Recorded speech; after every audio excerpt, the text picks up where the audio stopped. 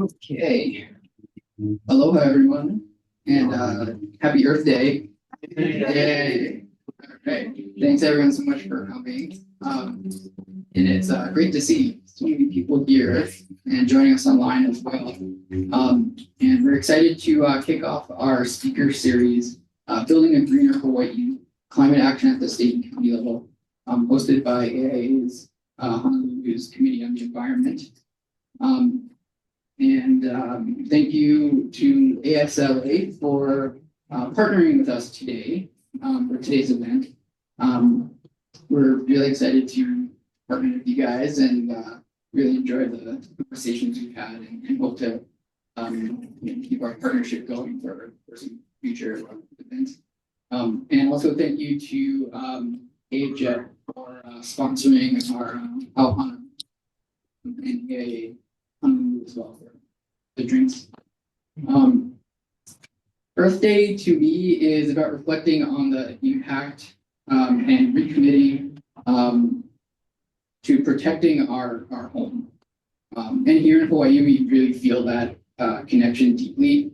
We're surrounded by natural beauty, but we see firsthand how vulnerable our islands are to climate change and the effect of invasive species in the form of sea level rise and water temperatures and destruction of coral reefs and so on. This year, several executive orders have gutted programs in support of things like clean energy, environmental justice, and pulled the U.S. out of several international climate accords. And it's only April. But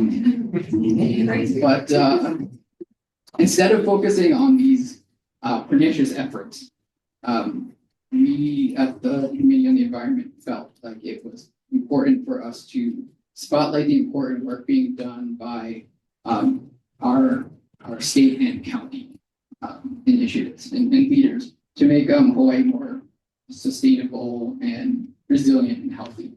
And these are the books setting ambitious goals like 100% clean energy, carbon neutrality, and maximizing the urban tree canopy cover, and doing their best to hit those goals while funding from the federal government is being cut. So there's less federal support these days for environmental protection. We feel collaboration is even more important than ever. And so we're asking how we, as architects, designers, planners, and community members can step up and help support those efforts. And with that, really excited to introduce our first speaker, Dr. Heather McMillen from the Hawaiʻi State Urban Forester and from the Kaulunani Urban and Community Forestry program. Under Heather's leadership, Kaulunani has been doing incredible work across the islands to grow and care for our urban forests, trees that provide shade, reduce heat, clean our air, and support environmental and community health. The program also focuses on equity, cultural engagement, and building long-term partnerships to restore our urban ecosystems. She's here to share that mission and the challenges and many ways all of us can help and support those efforts and get involved. And with that, please join me in welcoming Heather McMillen.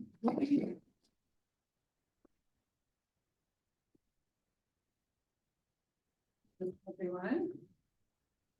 Thanks for the lovely introduction, and having me here.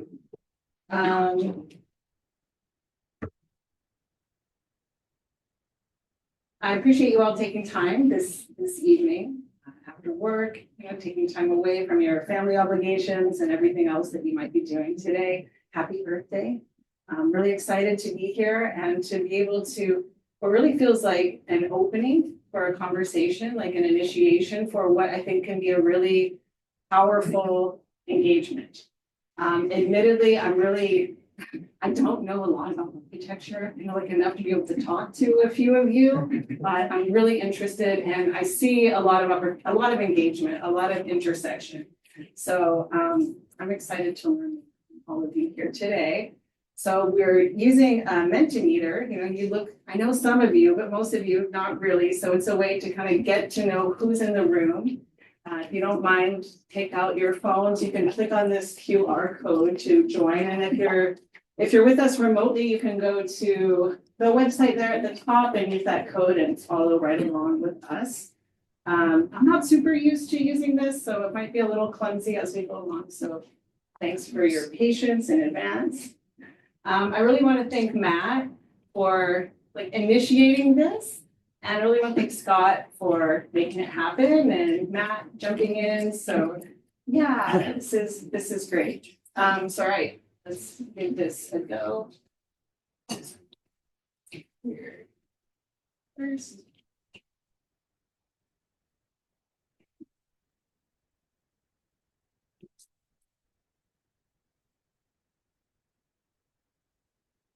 Okay. Who's in the room? How do you identify professionally? Are you an architect, a designer, landscape architect? Are there any horticulturalists in the room? Any plant people, tree people?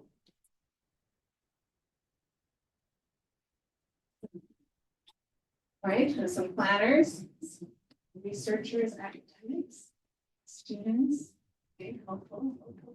Yes, and I see you guys are practiced at this, giving it the thumbs up. Awesome.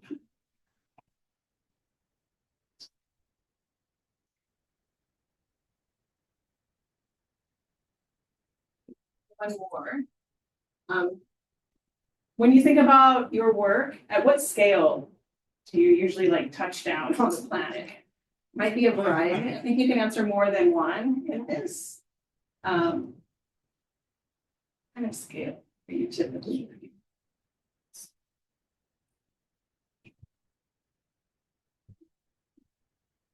Okay.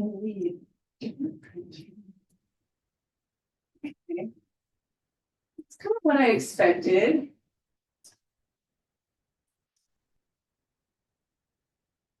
And that makes sense, right? I mean, you have clients, you have specific project boundaries for the kind of work that you're doing.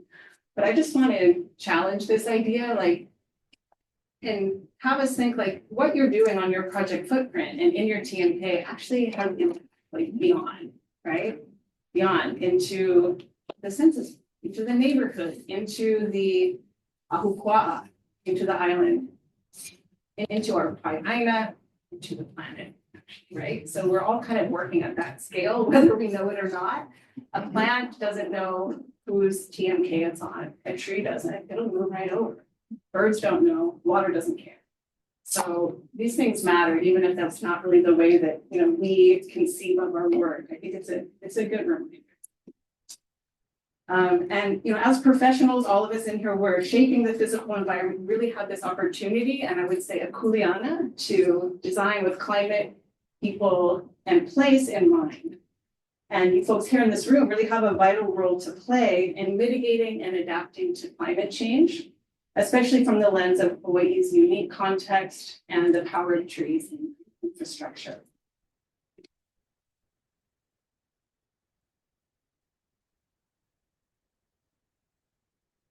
So this is not a surprise to any of you here in the room, but I would like to say, because of these stresses, climate change is not only a design challenge, but it's also a public health crisis.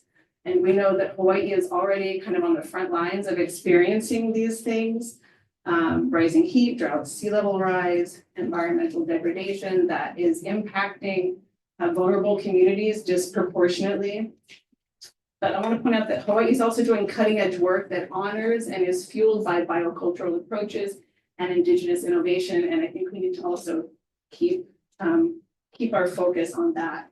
So architecture must adapt, and urban forestry is just one of the tools that can be used not only to adapt, but to help mitigate these effects.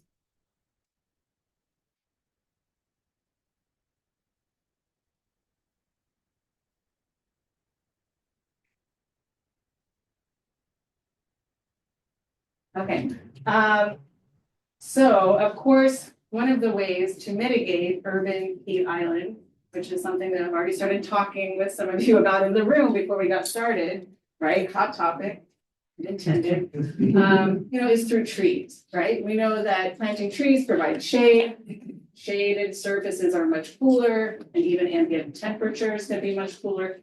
And so we know we need more trees. But we also have to be really strategic in how we think about where we put those trees, both for the longevity of the tree.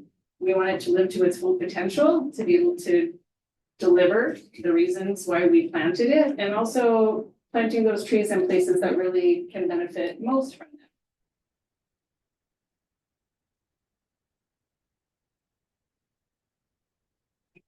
Here, I used our tree canopy viewer, which is a resource that I'll be sharing you the link to at the end of the presentation, to just generate where there is a map that shows where there is and where there isn't tree canopy across our state. Zooming into Oahu here. It's not going to be any surprise to you that when we look at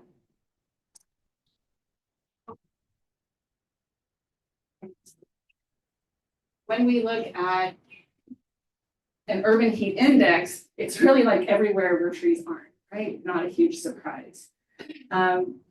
So if you want to explore this resource, you can go to this QR code, or I'll give you the link later. But there are, on this tree canopy viewer, you can also look at where there are impervious surfaces, and you'll see there's also, of course, a high correlation with this heat intensity. Statewide, most of our urban areas have this moderate to high heat severity. And so I'm just curious, like, given these stresses, how are you thinking about your designs and how they're going to make sense in the next 30, 50, or 100 years? In your work, in your practice, in your engagement, how often are you actually, is that a part of what you do? Integrating heat mitigation into your designs, or even thinking about that? Because I'm not in your rooms. Like, is that a common thing? Is it something that you do if you can? Is it required?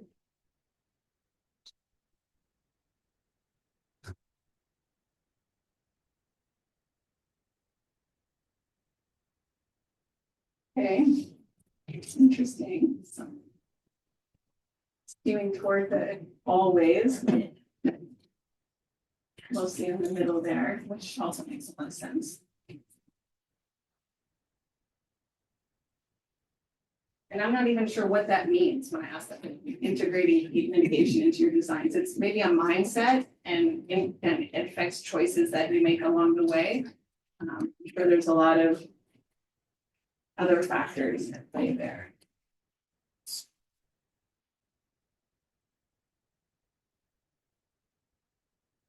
Oh, okay, it's all sometimes it's this and sometimes it's not.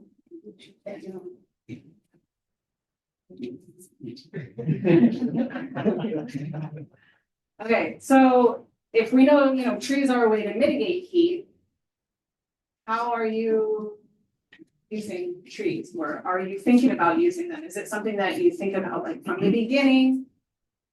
Is it something that comes at the end? If you have money left over, if there is space left over, if the clients don't mind?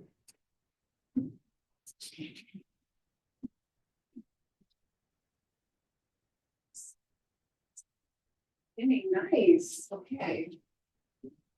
Considered exceptional, right? Our exceptional trees if that's what the reference was to, we have an exceptional tree program and those cannot be cut down.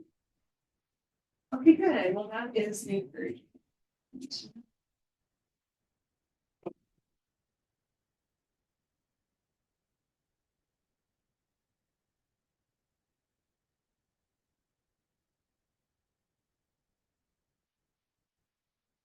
All right, so trees are, of course, living infrastructure. They're a design feature for mitigation, but they're not just landscape features. They're living things, and research shows, I mean, there's just like a growing reservoir, mountain, ocean of research that's giving more evidence that trees do all these things, improving human health, promoting equity, promoting educational outcomes, economy. You can see the slide here. So I think that it's interesting that we know this, that trees do this, and that we're still not maybe seeing as many of them as you would think. Something that is really important to me in the work that I do is this idea that trees really impact health. So if we're thinking about the climate crisis, not just as a design problem, but also as a public health crisis, this is really important. And again, there's just a growing amount of research that shows trees improve physiological health, cardiovascular and immune systems, psychological benefits. People who, there's some really old research that has been built upon that talks about how people who had a view of trees from a hospital window recovered faster than people who didn't, who had the same surgery.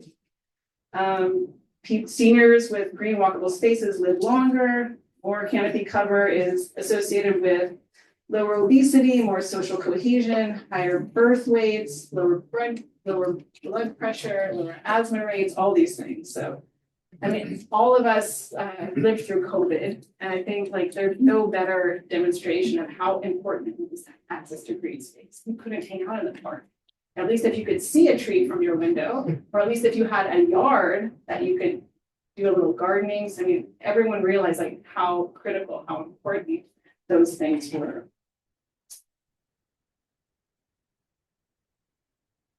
Recently in the New York Times, there was this article that features a local nonprofit called Kaulunani Valley. They have a program called Po'ulu Aina, which is one of our program, Kaulunani's longest term partners. They're really a model for what it means to do community forestry. And here they were featured because, you know, this series, Kara Buckley has been talking about interesting ways people are dealing with climate.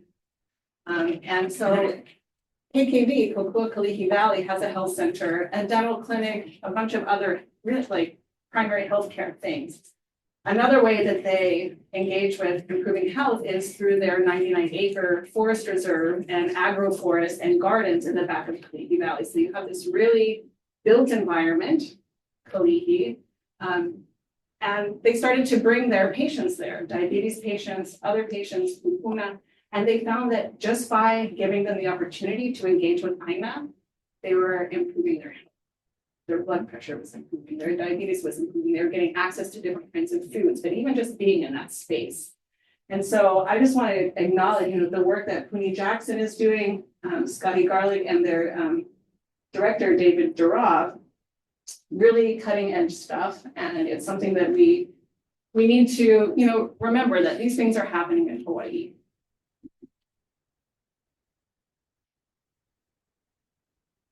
So if we know that trees do all these things, how do you use trees in your designs? For what reasons do you use them? Is health one of them? Is that even a factor? Is that like too far out?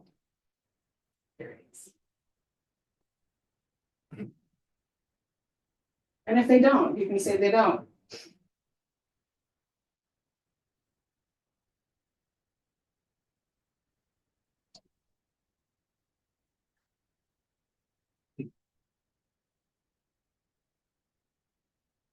I have a feeling the converse of this question is going to be a lot easier. What kind of challenges do trees present? Well, there you go. Thanks. shade at the center, but also acknowledging the aesthetics of trees. And some of these health benefits are emerging here as well.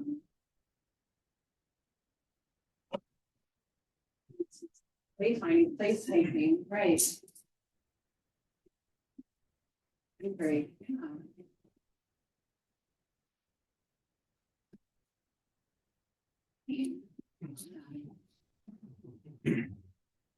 Right, there's been research that shows just being among trees, even if you're not engaging like in cardiovascular activity, you're personal. Interesting.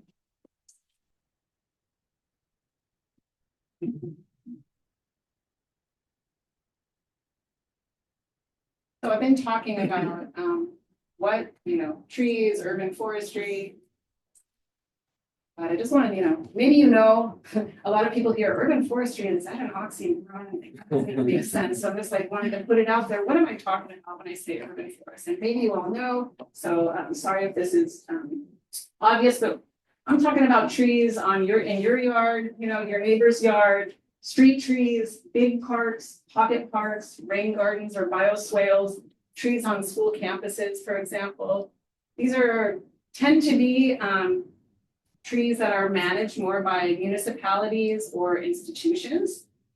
Our program also deals a lot with community forestry.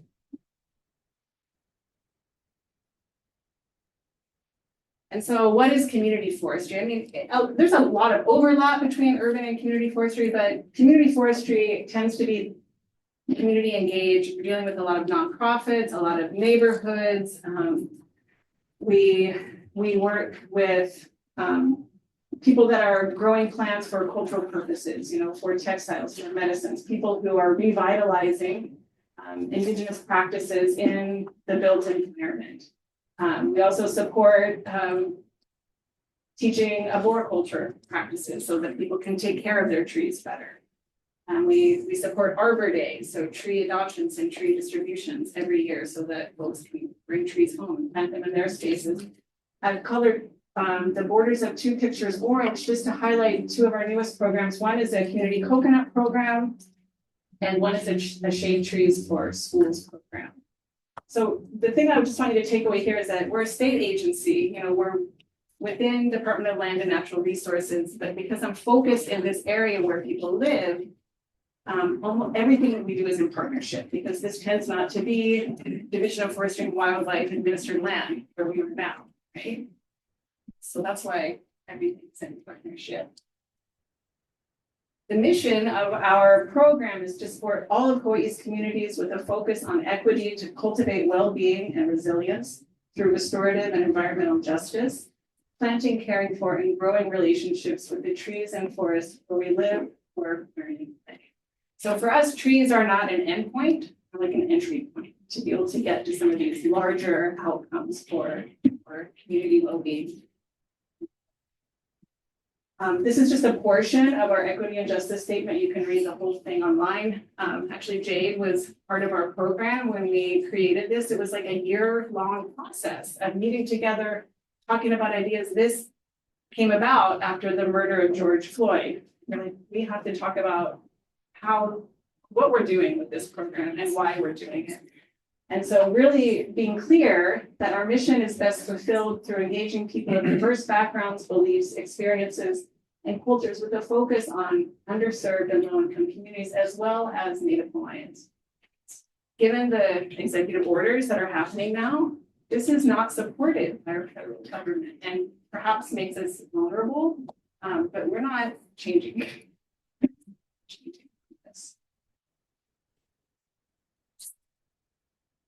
Something else that's really important for our program is this notion of social ecological systems. So on the left, you guys will recognize this is like a really common model of an village. Yeah, a village in and on where people, lived on the land and they understood and the Mauka to Makai connections. They managed resources. As a friend, Kaulunani, says, like the ecology was the economy. their economy was there. I mean, it was interrelated, right? But what not everyone, why? Is it that bad? But I mean, I think what we really need to realize today is the one on the right is also an off block. There are also Maui to Makai connections. There are also people integrated into this system. These are interconnected social ecological systems. And whether you recognize it or not, these factors are still at play. And so we have to keep that in mind when we do the work that we do, whether you're in forestry, architecture. So this is really important to our program's perspective, as is this concept that we call urban INA. So a couple of years ago, some INA practitioners and academics, including a brilliant architect that some of you might know, Sean Connolly, we published a paper that elaborates a paradigm that we call urban INA. And it really describes how to engage urban landscapes as indigenous spaces, like recognizing that these are still, they're covered up, they're there, they're still indigenous spaces. And the practices of these places can help point us toward more sustainable ways of living. Whether issues with regard to food security, ecological degradation, and climate crisis. So it really pushes up against this idea that indigeneity and urbanity are at opposite ends of the continuum, and really lifts up indigenous and place-based knowledge to help guide us in the work that we're doing.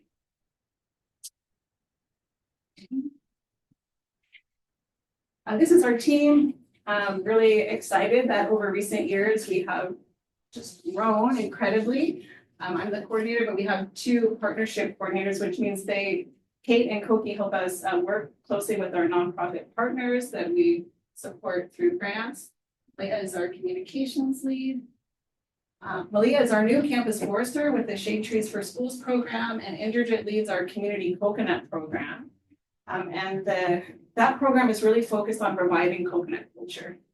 I can talk more about it later if you want, but there's a lot to say, so I'm going to leave it there. Kehao is his assistant, and Lenny is our board member.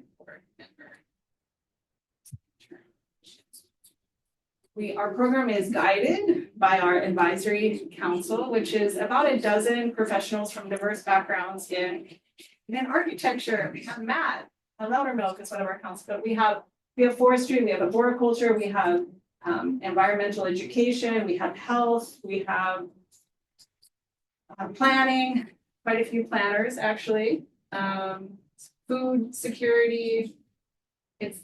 They're critical to the work that we do in guiding us, and also guiding our even our division. So some of the main facets of what we do as a program is administer grants, like pass down monies, because we can't do all this work, and we know community groups are already doing a lot of great stuff. So by giving them more capacity, we help promote our own mission. We support Arbor Day. We have our coconut program, Shade Trees, and we do technical trainings and community workshops as well. We're super excited that our Governor Josh Green proclaimed 2025 as Year of Our Community Forest. This happened in January, and he's living it today.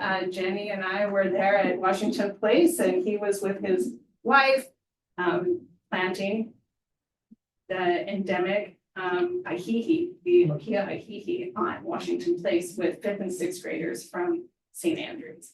So this is a year-long celebration. We're really excited about it. It's really to raise awareness about the value of trees. I didn't know it until I came into this job, but there's a lot of tree haters. A lot of tree haters. Not everyone gets like how important they are and what the trade-offs are and why we need them, why they're not optional. So it's really about raising that awareness, helping people to understand what they bring to our lives, and getting people, we're not really focusing on tree planting. We are supporting a Grow a Little Hop program that is distributing trees like on all the islands. But the biggest part of it is to raise awareness and do education so that people know the value and take care of their trees. So And check it out online. We have a bunch of resources. You can figure out how to plug into community events that are happening in your area. There's some nice swag you can get access to. If you have keiki, there are a lot of activities that are good for them. So please join in. Really, our mantra is right tree, right place, right care, with the right people. This is the place and you're the people. Yeah, so it's a year-long celebration. Please join us. Okay, next we're going to transition into talking about some goals. I was told by your organizing team here that this is of interest. So there's quite a lot here. I'm going to touch on some things that I thought were, most high level. So at the state level, when Ige was our governor, he signed on to this Trillion Tree campaign. And so this is a worldwide campaign initiated by the World Economic Forum to accelerate nature-based solutions. So Ige, with support or signing off from Department of Land and Natural Resources, Department of Transportation, and Department of Defense, pledged to plant, conserve, and restore 10 million trees each year of this decade, so 100 million trees. 30 by 30 watershed protection is another important goal to protect 30% of our priority watersheds by the year 2030. According to a dashboard, we're 22% of the way there. And why is it important to protect these watersheds? It's that if we don't have water, game over. It's the most important resource from our forests. So this is protecting, largely fencing, but also removing invasive species and planting native species in our native forests that are of highest priority. In the intro, Scott mentioned this decarbonizing goal, which is a big goal. Decarbonize. That means we need to remove more carbon from the atmosphere than we're emitting by the year 2045. That one too, I'm curious, how does that impact your work? Are there going to be less cars? Are you going to be doing more with multimodal transportation and having to think about that? How does that kind of fold into your work? Another one that wasn't a goal that the state initiated, but the state is being forced to respond to. You might have heard of this Navahime settlement, and it's pretty exciting. Last year, Josh Green and the DOT and youth plaintiffs represented by Earth Justice and our Children's Trust announced a settlement. They were sued because violations of constitutional public trust doctrine and the right to a clean, healthful environment. And they settled. And so as part of this, these kids are amazing. They're grown up now. When they started, they were kids. It's been a long process, but they're young adults now. As part of this settlement, Hawaii DOT has to work on climate mitigation, and they're doing that by planting trees. So they have to begin to do that. What they're starting to do, or they've committed to do, or they're being forced to do, or a combination of that, is 1,000 trees per year. How that is unfolding is they're working with our Division of Forestry and Wildlife to pay for little seedlings to be planted in our forest reserves around the state. That's a good start. I would like to see trees of size planted in places where our keiki are, planted along places where people bike, where people walk. This is Department of Transportation, right? So it's a good start. I'd like to see. Okay, moving on. These are not really goals, but these really highlight priorities. Every state has a forest action plan. When they're updated about every 10 years, we're approaching the time when we're going to be updating ours. In this statewide plan, there's one section devoted specifically for urban and community forestry. So we don't have hard goals like by this year, we're going to do this many trees or this much % of that. But these are our aspirations, all really tied to acknowledging climate change and how the role that trees play, how we can address some of these things. All of these tie back into what I've been talking about are the values of trees. Moving to county, most of theirs are kind of that flavor, like more aspirational, not as specific. Maui has support now through our program to do an urban forestry management plan. I mean, you can't set those X number of trees by X year unless you know what you have and you figure out how you're going to take care of it. So they're taking that first step, the inventory, the management plan, then they can set those specific goals. Hawaii Island has a lot they're doing through an update with their general plan, also very climate related.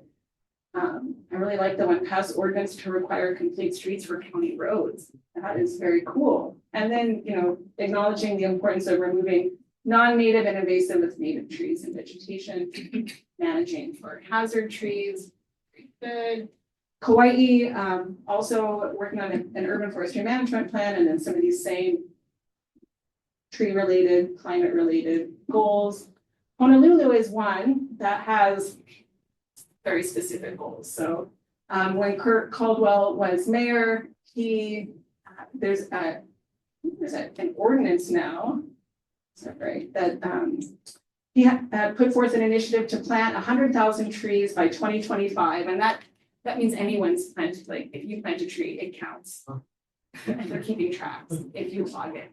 So it's not only their own; they're relying a lot on us to plant those trees, but also set this goal of 35% urban tree canopy cover by the year 2035. And there is a resolution to do that was passed by City Council. Does anyone have an idea? Like, what is that number? Is that like a good number? Do we know? Like, is it low? Is it high? Is it realistic?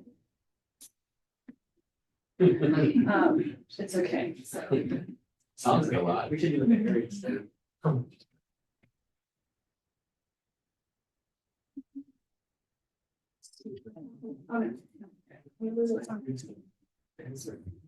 All right, so they have this goal to reach 35% urban tree canopy cover by the year 25. So this is 10 years. 10 years they have to reach this from now. They've been working. How are they doing? Well, we used our urban tree canopy viewer to find out, and 17% of the urban areas in City and County of Honolulu have canopy cover. So that's a lot left to go. There's work to do. And it's not going to come from planting those little tiny trees, because to get that big canopy takes years. So that's geographically, like 17% of the urban areas have canopy covered. But looking at who's impacted by that, it's only 7% of residents in those areas. 7% of residents on this island are enjoying those benefits of the canopy cover. Something to think about. And just while we're on this topic of setting, goals or benchmarks, I wanted to just introduce the work of Cecil. K, Mr. K. Yeah, Dr. K. I had it earlier. I lost it. It'll come back to me. Okay. Kanenandai. He's great. So I mean, this can't roll out the same way in every place. Obviously, there's a lot of biogeographic diversity that would, it's not going to be the same in Dubai as it is in, Kauai, for example. But what he's recommending, and he's along with other leading urban forestry researchers, is that in order to get the benefit that trees provide, you need to be able to see 3 trees from your window at home. That's something that, how do you think about lumber? That you need to have 30% tree canopy cover in your neighborhood. So Kurt Caldwell shot high, like 35. 30%. And that you should be 300 meters from the nearest park or green space to be able to have that. Just interesting to think about. It's not going to work in every place, but we can use those as guidance. And quick question. Yeah. What is canopy cover? I was just about to say that. Okay. Yeah. So canopy cover. Imagine you're one of these awesome monocool flying over one of these white terns. Canopy is everything that the bird sees above the tree. So it's the stuff that covers the ground, like from a bird's eye view. Leaves, branches can be trunk. Yeah. The stuff that's covering the ground. So some trees have more canopy than others. It's not just counting stems, trunks, it's the covering, because that's the thing that does the work that gives the benefits in terms of the cooling, the carbon sequestration and storage and habitat. Thank you. Can I ask how you measure tree coverage? How do we calculate it? There are different ways. I mean, with our tree canopy viewer, it's done with LiDAR. Just were there ways we do it before LiDAR? I think that's also I assume LiDAR now. How do we do without LiDAR? Do you know? There are other ways. A million years ago when I was in grad school, we had the densiometer, which is like a standard for the tree, and you count the number. Anyone ever do that? There are other ways. I think that's there are different, depending on your technology and how much money you have.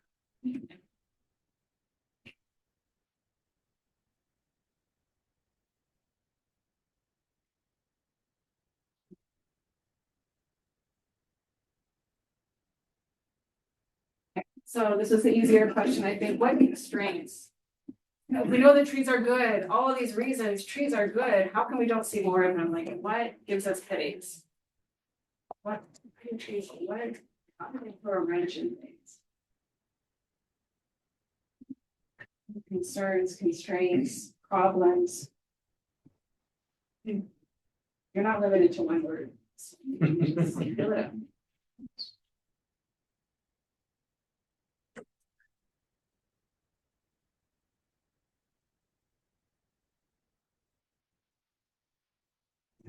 Yes, interesting.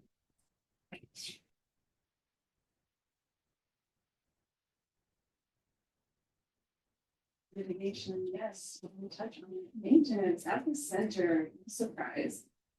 We're gonna touch on that too. That litter, so much rubbish, these trees. Dirty.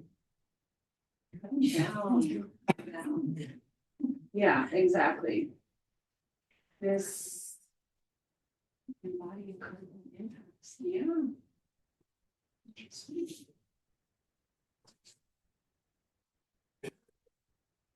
Not enough space left. Good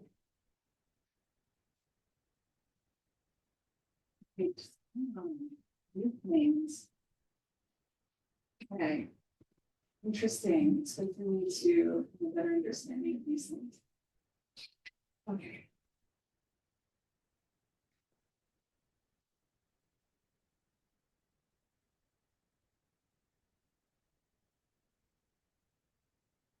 Okay, I need someone in here to send me a picture of them at work because in all transparency, this was generated by Gemini. I think that popped in. It's like an AI. It was like, I want an image of an architect influencing other. Someone please send me a picture of your work so I don't have to use these creepy pictures. You know, so turning towards solutions, you all are part of the solution really in this room. How you design determines whether trees live to their full potential and what they can give us, or whether they even die. Your decisions about site layout, what materials you use, even the species, the systems that you're implementing really have a huge impact. So please be a tree enabler. Typically, when trees are installed, it's common to have like a 2-year or a 5-year maintenance plan attached to them by those who install them. You pay for that. There is a landscape architect, Joe Gibbons in UK, that I heard she's recommending 25 years. So if you think 5 is a lot. Tree failure is a result of poor design, not poor maintenance. So it's something to really think about.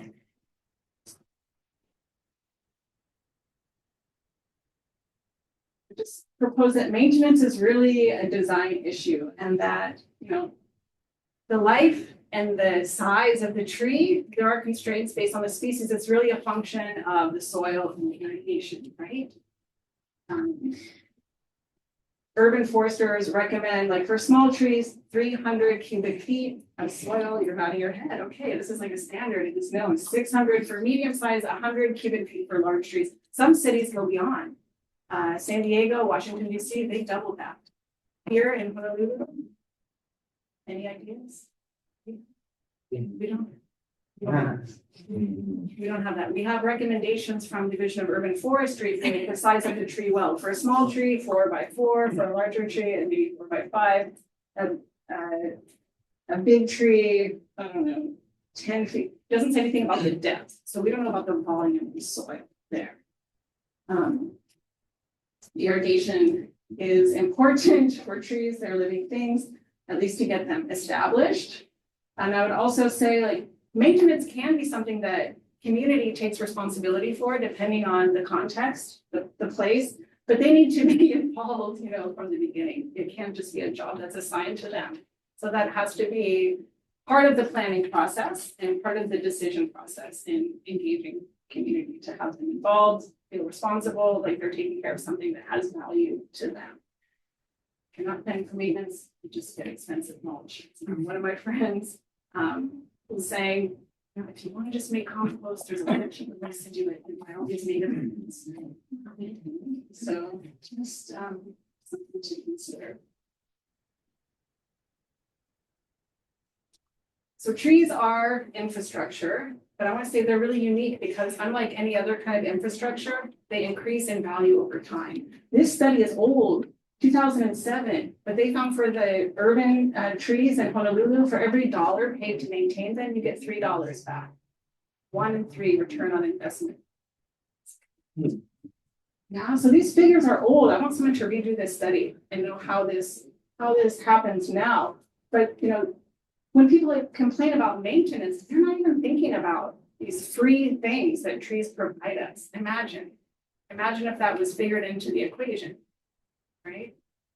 I mean, who expects like HVAC to function without maintenance? Who expects a stoplight to function without maintenance? A sidewalk?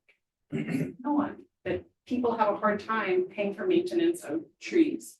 It's a mind shift that needs to happen.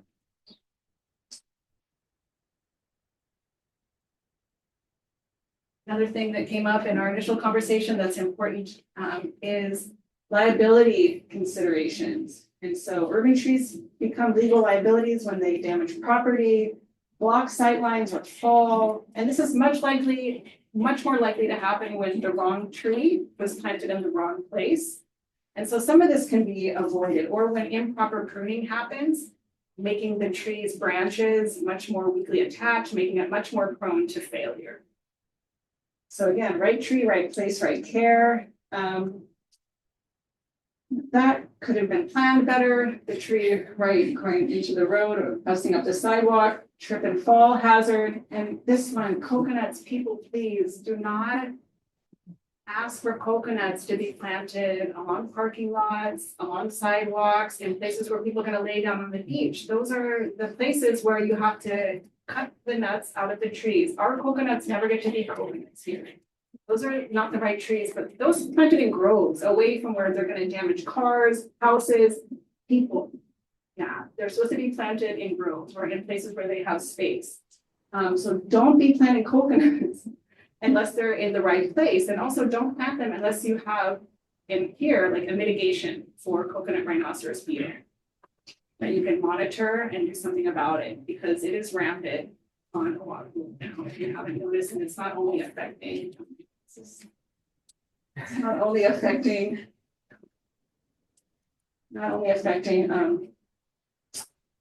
coconuts themselves. And people, I've talked to other people who come visit here from other places in the Pacific, and they're like, they get put in hotels in Waikiki, and they're like, what is wrong? None of your coconuts have any coconuts. It's sad to them. It's why were those chosen? Like their landscape, you know, they're ornamentals. Everywhere else they're acknowledged as the tree of life, because every part of that tree is useful. So again, it's like a mind shift that needs to happen here. So challenges for our program, and like even for you in the room here, of course, we all have lack of capacity. We're really interested in this lack of tree canopy. We want that to be improved. And we also acknowledge that there's an inequitable distribution of trees, like places that have a lot of canopy, places that don't. So pay attention to that. Really, I think the biggest challenge that we have is changing hearts and minds.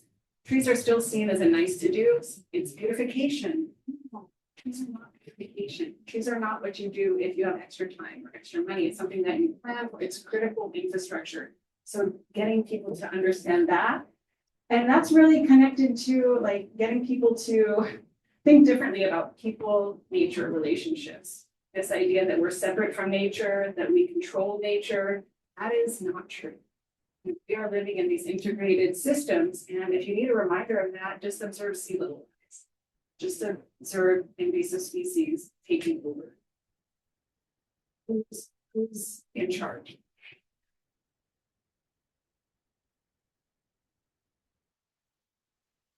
I really love this quote. This is from that same New York Times article from Scotty, who's reminding us that we're all part of the cycle. It's the land. We forget that, we think man is number one. We can't even breathe oxygen unless the planet expands. So really acknowledging those interrelationships. Just want to leave you like with three examples of case studies that describe how we as a program interact with, think about, relate to architecture. So this is our first example, a really exciting project, the building of an accessory dwelling unit, which is being led by our own Division of Forestry and Wildlife with some great partners, Bellows, Millworks, Albizia Project. Some of you may know Joey Valenti, Kaulunani Hardwoods. Jenny, who's here, is leading this project now in our Division of Forestry and Wildlife. And as she describes it, about 75 years ago, our own division and Kamehameha Schools and others use fast-growing species to revegetate denuded areas. And so a lot of this was eucalyptus. Now we have these big stands of trees that there's not a market. But they're good trees, they're good wood. And we would like to revegetate and some of that with native species. And so it presents a problem. People aren't aware that this is an option, and there's not enough demand for this wood to be able to really fuel this practice. So it took 6 years to build this ADU, and it's really meant to be a demonstration of how beautiful this local wood can be and how it ties into the benefits of forest management. So all this wood, 2 types of eucalyptus and pine, came from our timber management area in Forest Reserve on Kauai. And where is the ADU? It is at our base yard in Makiki. So you can drive right up and have a look at it.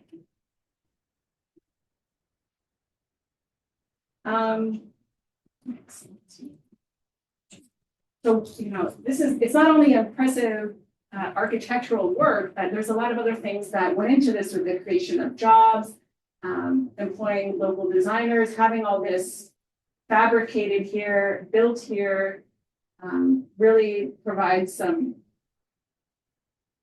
that could be exploded. Hawaii could really do some amazing stuff in this area. We need the help of architects to help us understand what do customers want to buy? How can we help to develop those things, to grow this market, to grow an ono, and an awareness that this is even an option. So Jenny is here. She can answer questions if you guys would like to know more details about this one.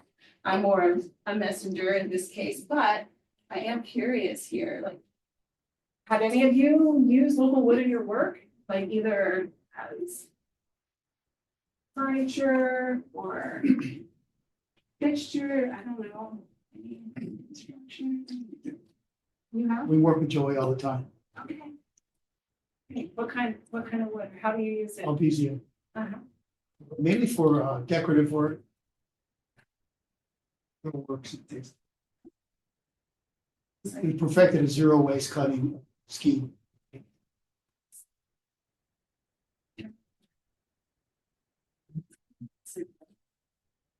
That's what they do in our village.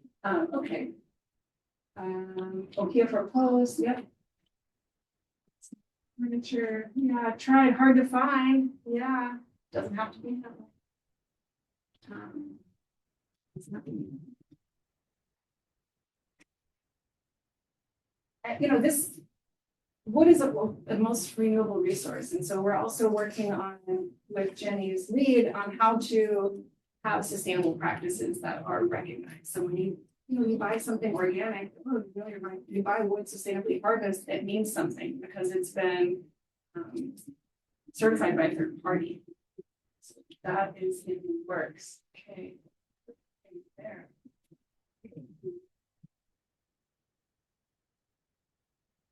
Next example, this is a project that our program supported through our Cool Your Schools grant. This was an attempt to try and get people to plant trees on school campuses. So Alberto Ricordi, anyone in hand? He graduated from the architecture school, was previously with PBR, now at UH in the College of Tropical Ag and Human Resources.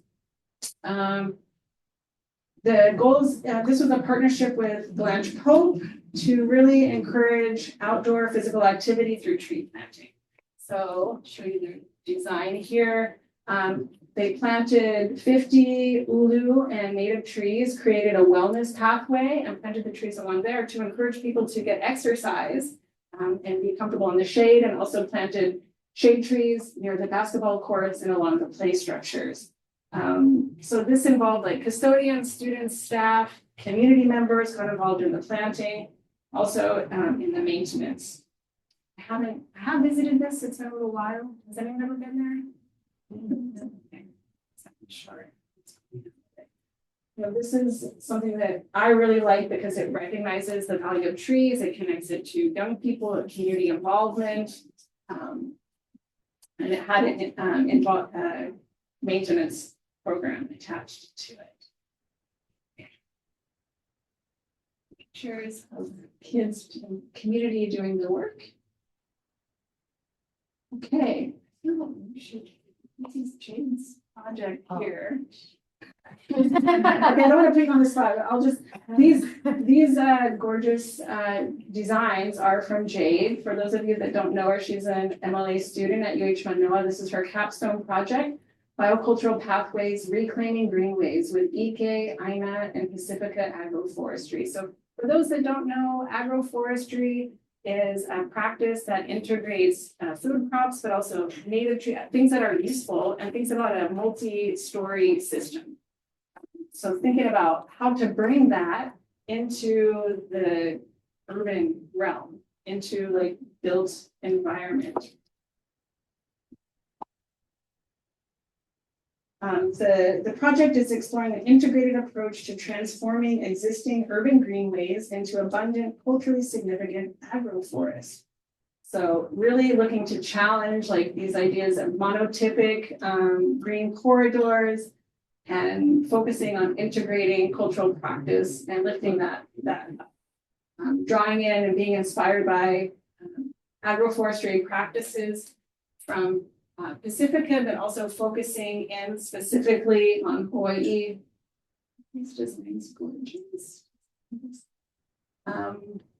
And zooming right into the Moku or district of Ewa, where the work really touches down on the ground. And Jade's been engaging there through also partnership with a nonprofit called Malama Pu'uloa to really help develop and pilot and experiment in growing on that site and what it means to do agroforestry and growing a food forest that engages community in a really urban space, and what it means to be able to have to get an MOA from the city and get your agreements for parks. To be able to plant food plants is not something that they're used to and not something that they're really supportive of. And so Jade is wanting this also to be a model so people can learn from it and think about how to navigate like biogeographically, but also politically to be able to make these things happen. So again, it's grounded on the Pu'uloa, the historic bike trail, spanning across from like the nearshore environment all the way into more dry land. And she's nearing her completion of her capstone project. So we're really excited to see what comes from this. And I really love the way that it lifts up local and indigenous knowledge and integrates it into this design practice. right? This is an illustration that shows spanning from the dry to the, well, from the wet to the dry systems that are on this gradient along the bike here. And I just want to invite you guys, like, let's stay in touch. I think this is a good opening. I don't want this to be the last time that we engage. We'd really like you to help us bring these ideas, you know, into your offices, into your circles, the value of trees. Help us to normalize trees along streets and in parks. Normalize long-term maintenance as something that's part of the practice, part of what it means to plant trees. I didn't talk about it, but also, you know, in terms of species, the diversity is also really important. Imagine if something came and attacked monkey pods. There goes all of our canopy or shower trees. It's gone. Think about more diversity. Even some native trees in our urban systems. We're interested in developing a line of wood products. Talk to Jenny. That would be appealing to consumers, customers. And there's opportunity to get involved. We have a wood utilization team that Joey has been a part of and others. Anyone ever heard of the wood utilization team? Okay, it's being revived. Now's your opportunity to jump in and get involved. And I'd say, I wanted to leave you with a little something. So here's some research. All of these are available now for you to use. They're hyperlinked. If you go to that QR code, there's a page that will take you right to them. All kinds of good resources that help you select the right tree for the right place, understand our tree canopy, understand tree ordinances for all the counties as they exist now. Vibrant Cities Lab and Healthy Trees, Healthy Lives. They're great resources, all kinds of stuff there for planning. Urban forestry. iTree helps you calculate the value of trees in terms of gallons of stormwater averted, dollars saved through shade, all these kinds of things. So great resources. Thank you very much. Thanks for having me.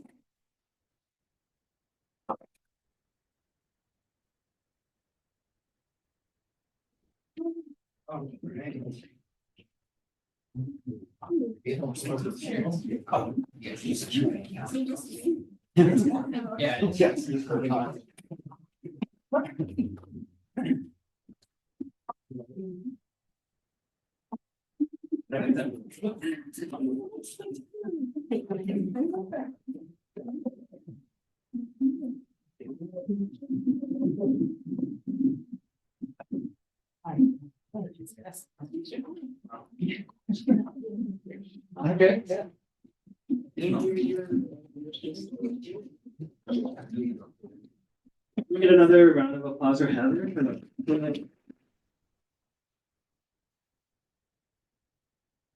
I'm gonna speculate that out.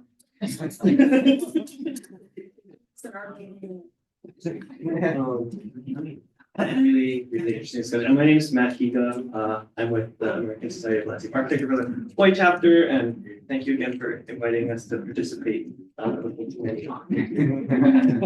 many more like exciting. Yeah. So what? I have a really hard time talking into a mic. So Right here. yeah. So if you can't online, if you can't hear me, I apologize. Well, first, I guess maybe does the audience have any questions or any really like burning questions that they want to ask? Yeah.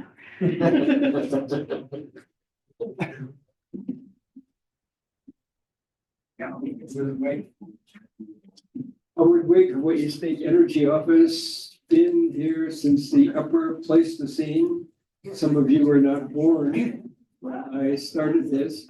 And if I have learned any lesson, number one lesson, it is follow the money.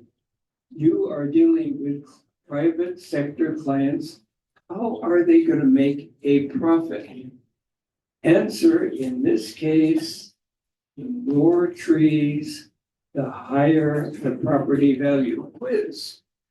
There has been developed a neighborhood of car dealerships each of which sell cars for over $100,000.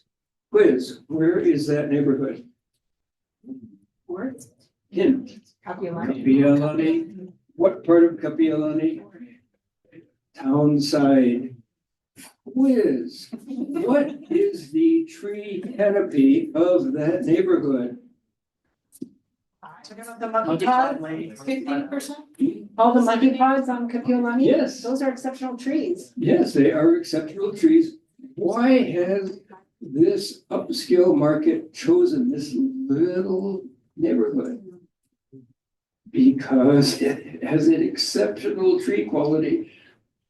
The best neighborhoods, most desirable neighborhoods of all of Honolulu, Nu'uanu, Manoa, Kahala, what do they have in common in terms of tree canopy?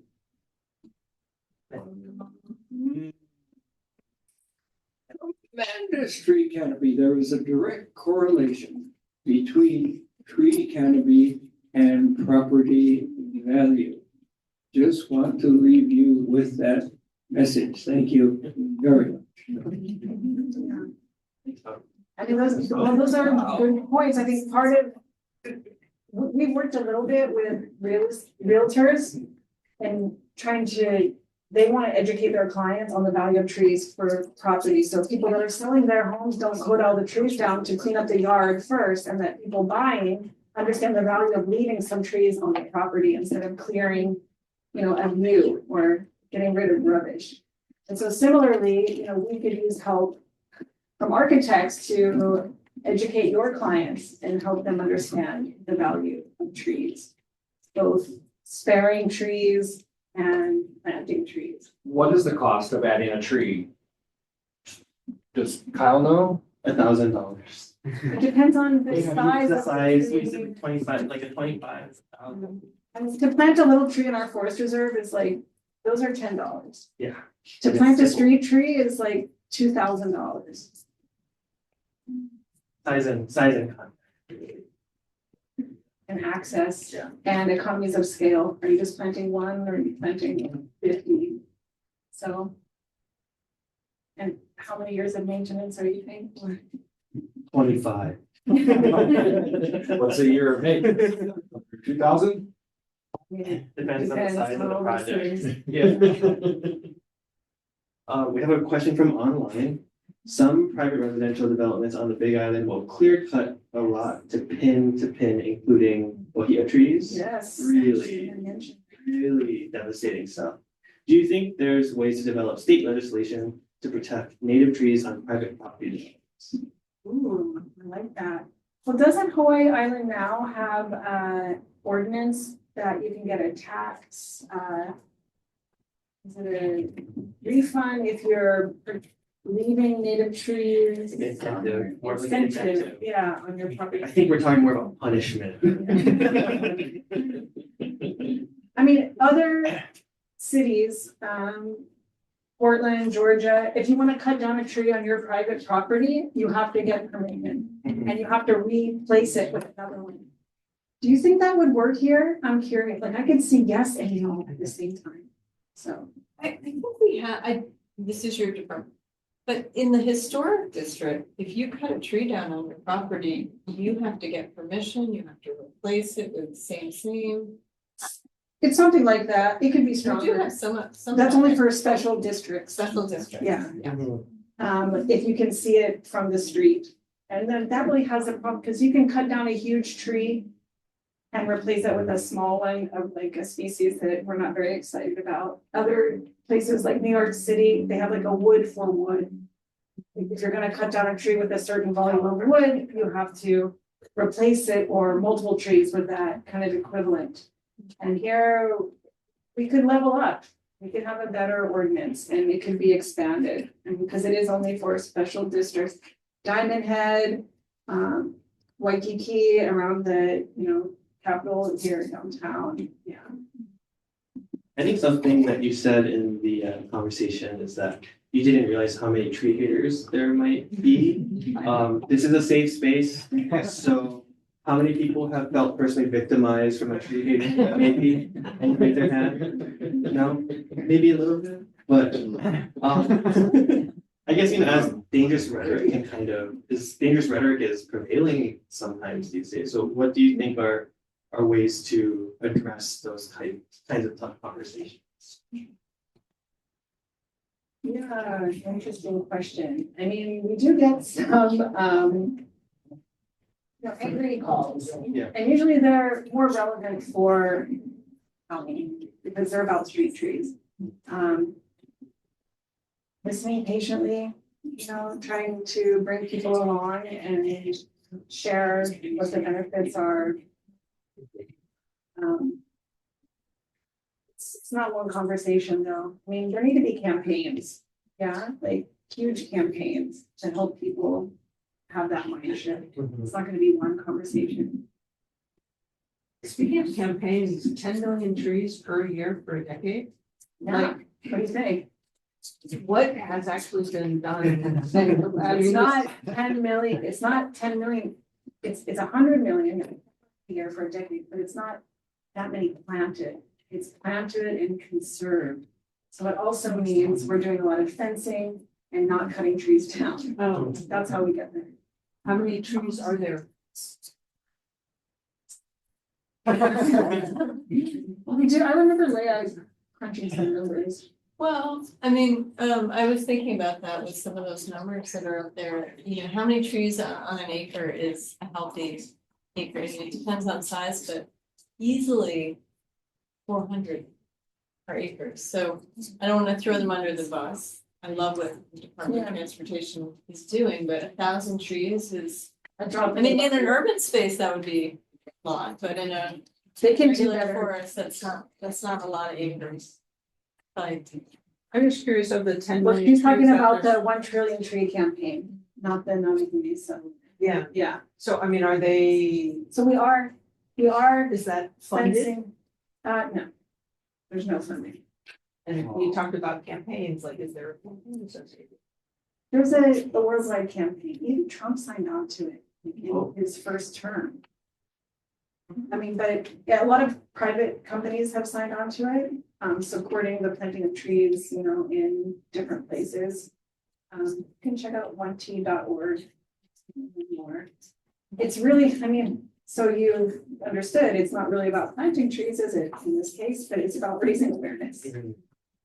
To getting people to think about nature-based solutions. So it's good to have those goals and those targets because it sparks conversation, gets people thinking like, how would we do that? Could we do that? It almost seems like there needs to be some sort of like repository database for like all of our projects that say this is how many trees we planted on this project. That so we know where we are. What kind of direction are we headed into? Yeah. But if anyone wants to do that.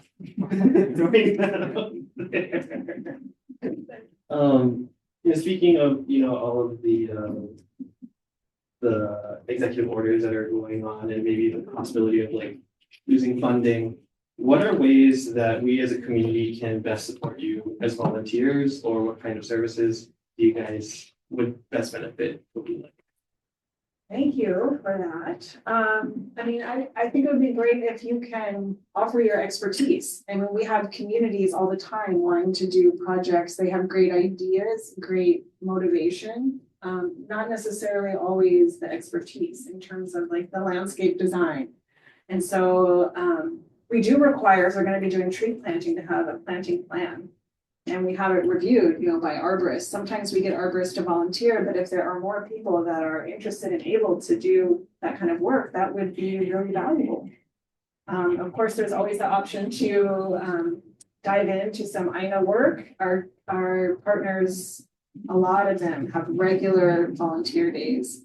So to be able to get to learn from a place and meet community members and do that kind of work, there's always a need for that as well. And there's opportunities to, not right now, but they come up every couple of years to join our advisory council, like Matt has, for expertise, and contribute to our discussions that way as well.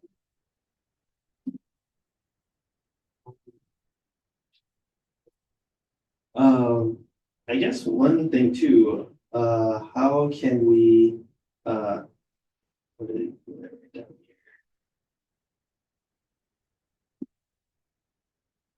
Oh, are there ways on the opposite end of flow? Like, are there ways that us as landscape architects or architects, designers, planners can better engage, integrate with Kaulunani and your like-minded partners in the design process earlier on, so that rather than maybe you looking at our projects and thinking there could have been more trees there, you know, if there's ways that we could get your insight earlier on in the process than later. I mean, is that part of your practice? It could be, it depends on the project, but I think, Yeah. yeah. I think we're open to that. I mean, especially being able to draw from expertise from our council, and looking at our partners as well. That would be, I think, something to explore how that could work.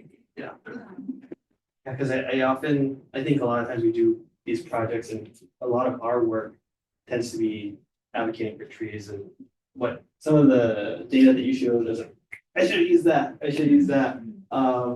But so like if you know you're more of an expert than I am, like speaking to these things To your clients. to clients. Yeah.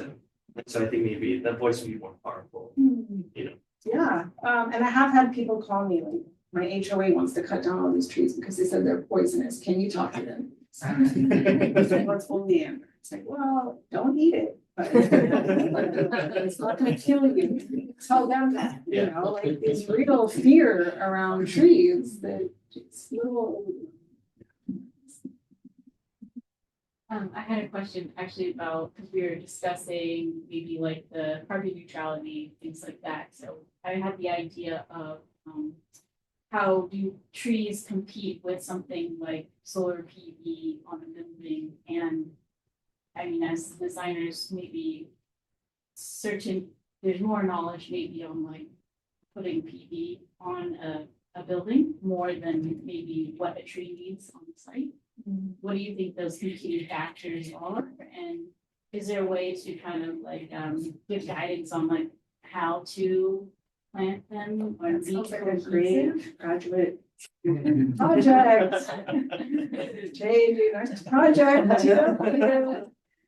I mean, I have seen trees cut down to install PV. It's like, well, have to go there. There needs to be more guidance, more thinking, more research, more ordinances. It's an issue. Yeah. So thanks for bringing it up.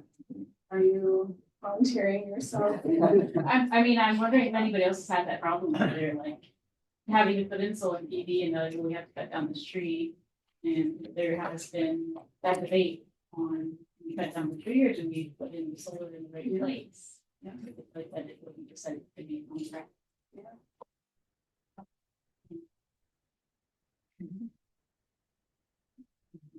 I think it can, in my experience, it's come down to like a cost benefit analysis and if you're trying to meet certain lead requirements for a project, you know, sometimes a PV can double up with shading and that might add more points. So I think that's part of the station, but I always try to make room for both. It's always room to do it. Volunteering and planting trees is great, but it's probably better if you pay people and get them out there working to, you know, because they did that in Canada. Lots of kids went out there and planted trees. They're getting paid. Is there a program to pay people to plant trees? I mean, here in Hawaii, something that's really common is the Kupu Aina Corps, which is a lot of AmeriCorps funding. And there are different programs within Kupu, but a lot of them are doing that kind of work, tree planting, removal of invasive species. They have summer programs, a youth conservation corps that I think is maybe a version of the civilian conservation corps that my grandfather was in. There could be more, and with this, the funding that came out during the Biden administration with the bipartisan infrastructure law, they recognize trees as infrastructure. So because of that, it did actually give our program quite a boost. And, you know, we did promote green jobs, exactly like you're talking about. And with the Inflation Reduction Act that came, that is something that the current administration would like to shut down. And so some of those tree planting projects have been canceled. Grants terminated by the current administration, so. There could be more, and people now are just trying to figure out how to communicate how trees help this administration achieve their goals and their values through job creation, through boosting the private sector also. They're not speaking the language of tree equity. Are there enough nurseries making trees to plant? Is there enough supply? Or are you short? Here in Hawaii, Yeah. I think we could use more trees. I mean, when our community partners go to buy trees for their projects, they're competing with each other, sometimes having to get them from other islands, which we would prefer not to do for biosecurity reasons. But having a nursery is not an easy thing. There are a lot of challenges with that. It needs to be done the right way. And phytosanitation is a big issue so that you're not just selling trees that also have little fire ant or some other unwanted pest disease associated with them. So in the last, since COVID, the price of trees like in garden stores has gone up. More than double, more than triple. And I don't know if that's more demand, less supply, both. There's a study being done right now on nurseries. Is that limited to our state nurseries or is there just looking for our state nurseries? Yeah. So like the capacity of our own state nurseries to generate, planting material for projects other than our own is not huge. I mean, at our Makiki nursery, they can't. They're only going for our projects. On Hawaii Island, there's more capacity. So it depends.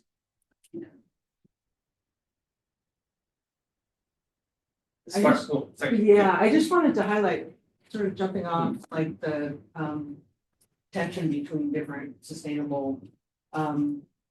Another, you talked about co-benefits of trees and healing and et cetera.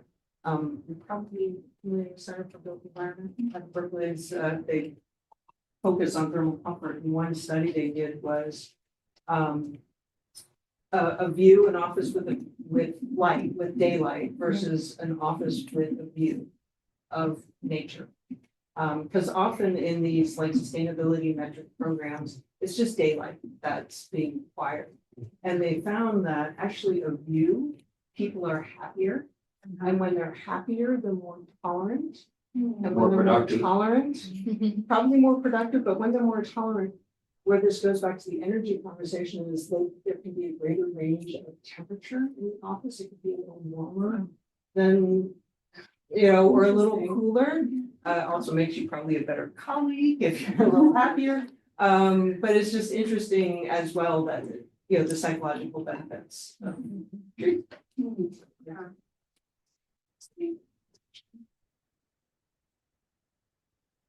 Jumping off of that demand and the demand discussion, are there any trees that you also picked up on? There's lots of shower trees, there's lots of monkey pot trees, there's lots of white tacomas out there. Are there certain trees that maybe you wish you could see more of, or native plants, native trees that you think that would be a good street tree, but too bad we don't have enough, I mean, depends on the place. I mean, I think, well, too bad we don't have enough. So that's one issue. But the other issue is like, what are the native trees that would be good candidates to be street trees? Because you have the thing that makes a tree a good candidate as a street tree also makes it a good candidate as an invasive species. And that has happened. But if we're just thinking about like native species, like I think there could be more lonomea. For example, some cities have these like climate sister cities. So it's like knowing what your climate's gonna be in 30 years, you can have your sister city that already has that climate and know the trees that do well there now, and then plan for the future. Here, we don't wanna be planting what somewhere, Sacramento is planting. But we have so many different climate types, like within our own, can we learn something there? And that is another great research project that has yet to be done. And I think we could learn a lot from. I mean, here, we're not gonna do it all with native species, but there's room for more, and there's more we need to learn about tolerant and tolerable non-invasive species that we to have more diversity. Hold Mono is a good Yeah. resource, as is select tree. And both of these, you can put in the kind of conditions for your site or your preference for the kind of tree that you want, and it will generate some options for you to consider. One more question, do you think from the audience or? Maybe we can talk about like the topic of like I guess the using shade trees versus like food trees. What is your like I guess is there a preference of that? I know that it can cause rubbish or things like that, or help liabilities, things like that. Is there like any advice on using using food trees versus just shade trees on maybe a private property? Or On a private property, I mean, you have a lot more leeway than you do, for example, on a DOE campus. So if it's your own property, plant a food tree. Plant ulu, yeah. Plant mango. Why wouldn't you want that addition? It's a great way to make neighbors too. Absolutely. Yeah, so we had a little bit of that struggle when we were working at the university about liability specifically. Nobody wanted to plant fruit trees because of the liability that comes along with eating whatever's. I was wondering if there was any solutions that the city had explored or that the state has in general for any of those kinds of legal. It's a challenge, and it depends on also the people that are in those positions, so when those turn over, there's opportunity for change, and we're seeing some of that. Jade was able to get, it was the first time ever, permission to plant fruit trees on county property. And state, because technically the asphalt is DOT, so, yeah. So what allowed that to happen? Was it whoever was in charge of the project? 40 emails that took 3, no, really, but it was a full turnaround, and what we had to do was document every person that we talked to that sent us to another person, and then eventually made it full circle, and then it got referred to the mayor's office of resiliency and climate change. They came and did a site visit. A program that we applied for was the MOCA program, MOKA, Malama Oka'aina program, through the City and County's Department of Facilities Maintenance, DFM. But it's really, their purview was about cleanups once a year and, picking up rubbish. And this was the first time that a community partner wanted to do something beyond just like a once a year thing, wanted to plant food. So we got denied. The first time we applied, they said, oh, you don't fit into the program at all. But then when the mayor's office came down, they walked the site, they was like, this would be a great Malama Oka'aina program. And we were like, okay, so where do we sign? So it was a three-year agreement that it would be, obviously maintained, but also we had to establish certain community partnerships and work days monthly through the city's materials, and they had vests that we had to wear when we had volunteers come in. We had to keep a log of those volunteers. And then through that effort, I designed a GIS app, the Kilo app, to address what was living on the site for 3 years, so we could see what worked and what didn't work. And then we submitted that. And honestly, if it came after the first time, they did a check through. It was, but we're not allowed to do any rainwater harvesting. So everything we hand watered, or I designed a system of boyas, which are underground clay pots that every week in the summer, I went and had friends help me fill them up. And I mean, we had very low tree death. Sounds like we also need to have a joint, like, kind of session with the American Bar Association. Just to talk about liability as Yeah. part of a discussion. Absolutely. You know, If I can add to that MOA, the liability was the same liability you have going into a park, which is if you eat the grass and you get sick, that is your choice. You know? So we did put up signs about foraging. But my research right now, I've been looking at different kind of like litigation, armories that cities or states are using. For example, in New York, they have the first food forest that's dedicated in a New York City park, which is forage at risk.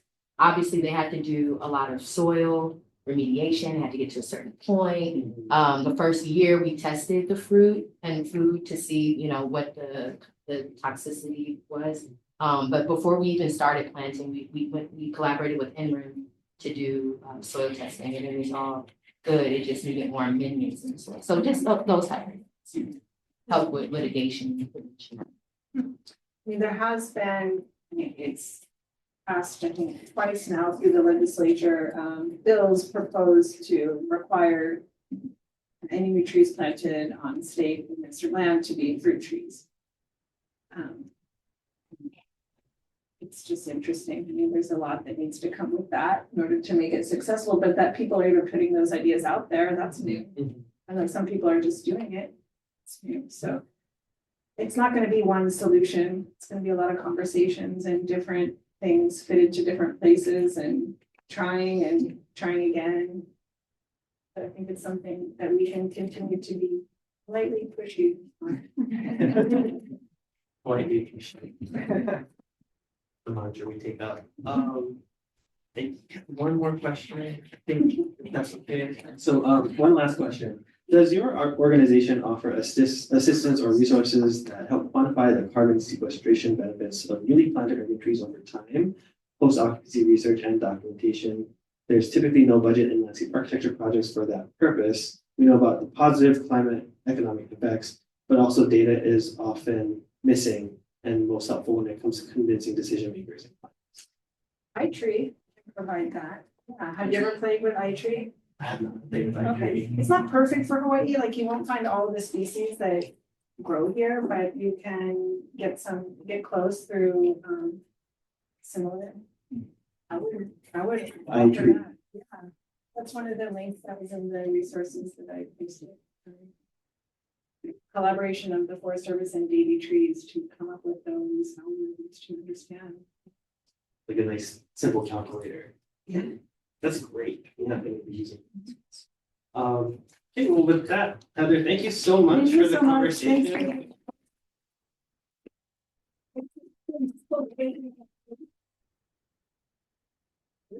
Yeah. Happy birthday.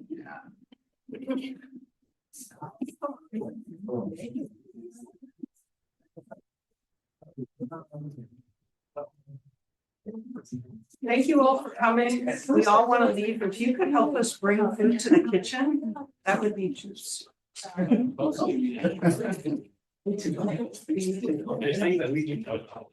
iTree? Yes. Thank you. Yeah, it's coming together. I have literally T- days, even hours. I know, yeah, that's. Yeah. But it's exciting. But it needs to be done. It'll be over. It's part of the process. Yeah, yeah. This too shall pass. But honestly, it's fun.